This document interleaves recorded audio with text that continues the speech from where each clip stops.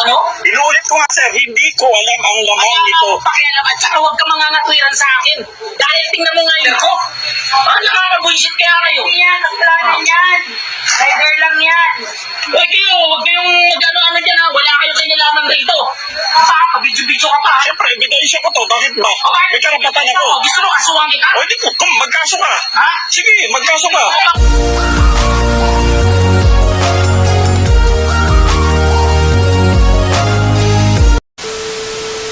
Today's videos, nandito po tayo sa San Felix. So matanong ko lang po ang isa pong content creator na napapanood po yung aking video. Sana po paki-subscribe yung aking bago natin i-content yung i-content natin sa ngayon.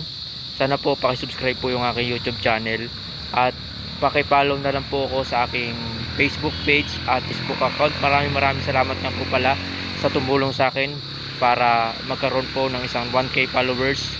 At ito po yung ating content na ito mga kalodi, ay tungkol po ito sa online items at yung delivery rider ng Shopee Pay o Shopee apps ay pinagmumura po ng isang tao nang kung tawagin ay yung customer.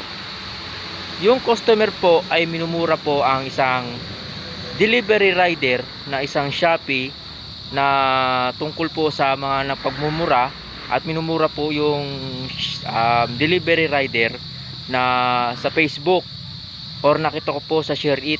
Opo, yan po yung papakita ko po yung video. Ito po, panoorin po ninyo yung mga video yan. Ayan po, sinend ko po, in-screenshot ko po yan. At sana po panoorin nyo po yung itong video ito na minumura po delivery rider. Ito po. Ano? Inuulit ko nga sir, hindi ko alam ang laman Kaya nga nito. ako pakialam at saka huwag ka mangangatwiran sa akin. Dahil tingnan mo nga yung diniliver. Sa'yo kaya mangyari yan. O, magbaliktad tayo ng sitwasyon. Ay, pero mahinahon ka dapat, hindi nagagalit ka. Nakakairita kayo eh. Isipin mo, electric pan yung... Nag-uusap tayo ng matino tapos sisigaw-sigawan mo ako, minumura mo pa ako. Sa tingin mo, lalamig ang ulo ko, ganyan yung ginagawa nyo? Didiliveran nyo ako ng ganyan? Hindi naman yan yung order ko. Nakakabuisit kaya kayo. Hindi yan, kasalanan yan. Rider lang yan.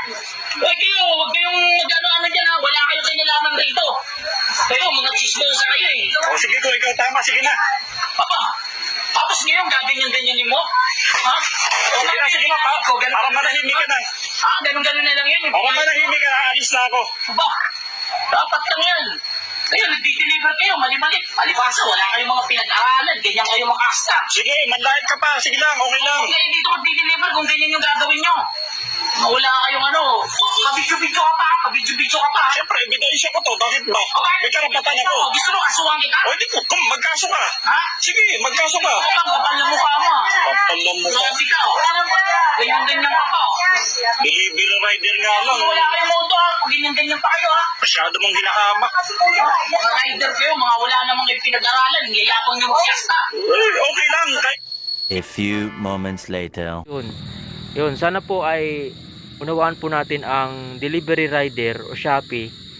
Yung items po natin sana po ay makuha po natin.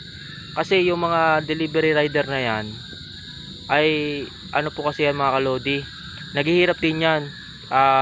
Kahit sa mainit, kahit na ulan, nagdi-deliver po yan para po may padala po yung items natin. Kasi po yung items natin mga kalodi ay talagang pinaghihirapan po ng delivery rider yan. Kasi nakita ko to sa Share It or nakita ko to sa Facebook, nabasa ko sa comment section nung ibang mga content creator or vlogger na yun daw pong delivery rider ay pinagmumura po ng customer.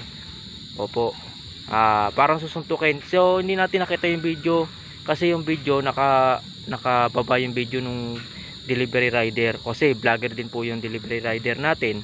Hindi na po natin mamamalayan kasi nahihirapan na po yung delivery rider na hindi natin tinanggap yung items, ganyan. Kasi yung items po natin i-deliver po sa atin, yun po ay mapasalamatan po natin yung delivery rider na nangungusap po sa atin para po may deliver po yung items natin. So mga kalodi, sana po ay huwag nyo pong gagayahin tong video to, at si kuya huwag nyo po natin gagayahin, at sana po ay mahalin po natin ang delivery rider. na katulad ni kuya, kasi naawa ko kay kuya. Kung ako naman sa sitwasyon ko, kung ako ay delivery rider o ang magde-deliver po ko sa isang tao na masama ugali, so lalayo na lang po tayo. Huwag na po tayo magipagtalo po sa mga tao na talaga pong mainit ang dugo sa atin. So ito po yung content natin mga kalodi. Sana po ay naunawaan nyo po yung mga sinasabi ko po sa inyo dito sa akin YouTube channel at sa Facebook page ko at saka sa account ko. So maraming salamat po pala. Ako nga po pala si Kalodi, Lodi Idol Vlog Travel, at si Idol Tayo Vlog page. Ayan po, maraming salamat po sa mga sumuporta sa aking content videos. Salamat po.